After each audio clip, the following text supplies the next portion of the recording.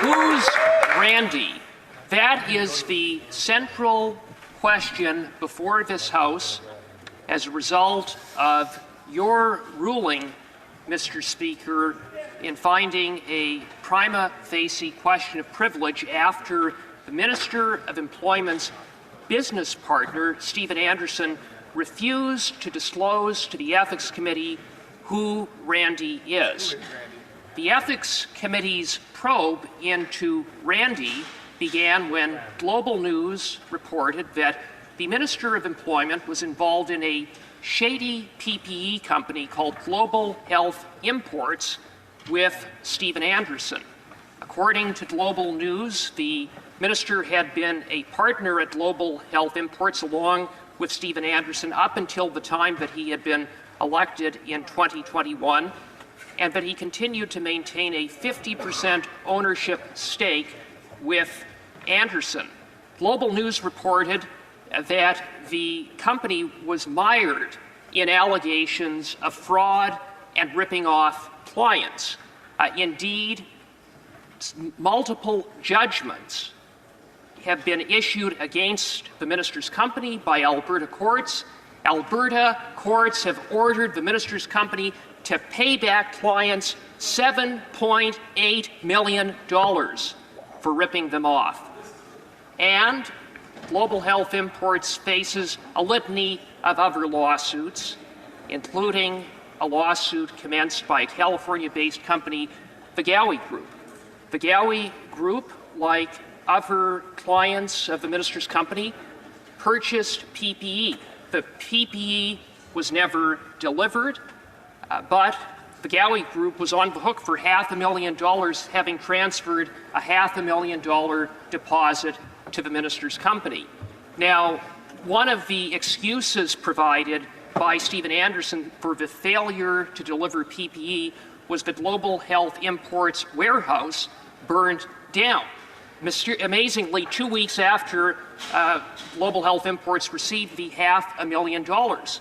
And then Anderson was reported to have told the Gowie Group that once they collected the insurance money, maybe then he would be in a position to repay the $500,000 deposit.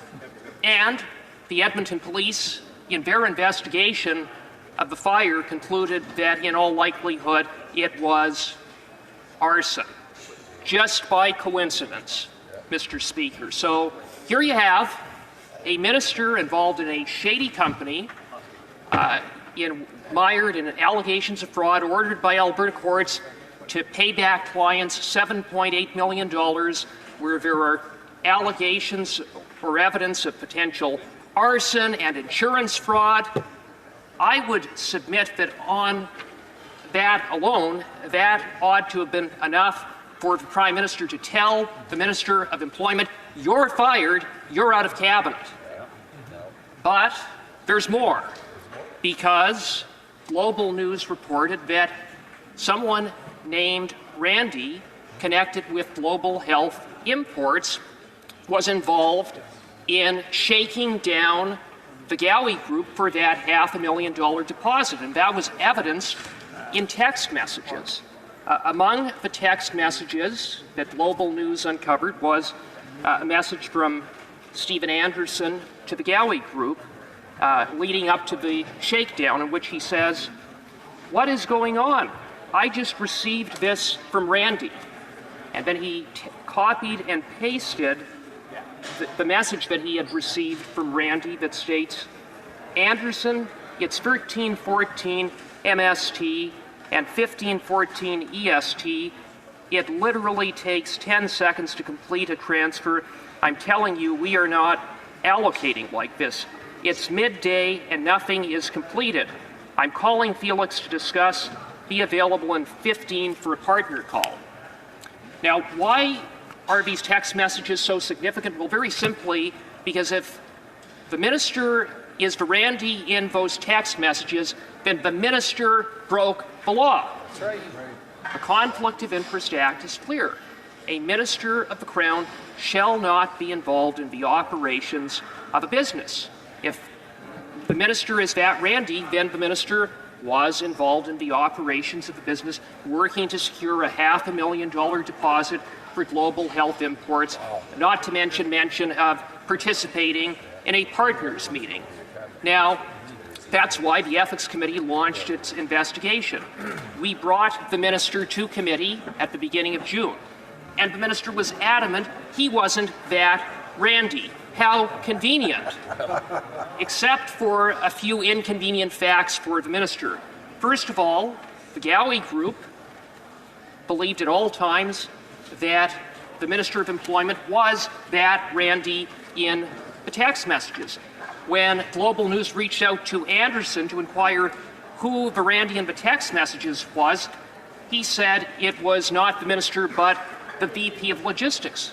But when Global News inquired as to who the VP of Logistics was, they found out it was not a Randy, but one Edward Anderson, the father of Stephen Anderson.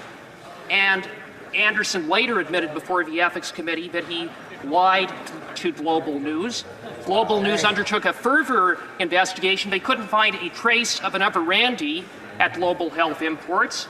And I would further add that the Randy referenced in the text messages was a partner. The minister had been a partner along with Anderson up until his election. He had a 50% stake in the company at the time of the text messages, and according to the minister's own evidence at committee, he admitted that it was a small operation, that there were a handful of people in the company, him, Anderson, and a few others. So, in the face of that, without a trace of another Randy, without any explanation for who this other Randy could be, there is only one reasonable inference that can be drawn, and that is that the Minister of Employment is the Randy in the text messages. He is the Randy that was involved in the shakedown of the Gowie Group. He is involved in allegations of wire fraud, and he is the Randy who, as minister, contravened the Conflict of Interest Act. The minister's story doesn't add up. Everyone knows that he is that Randy, and it is why Conservatives have been consistent in calling for this disgraced minister to resign from cabinet. For months, he has refused to do so. So we have called on the Prime Minister to fire that disgraced minister. But of course, this scandal-plagued, conflict-ridden Prime Minister has been found guilty not once but twice of violating the Conflict of Interest Act. He is standing behind his corrupt minister. It is an absolute disgrace. It underscores why this government can't be replaced soon enough and why this country needs a carbon tax election and a carbon tax election now.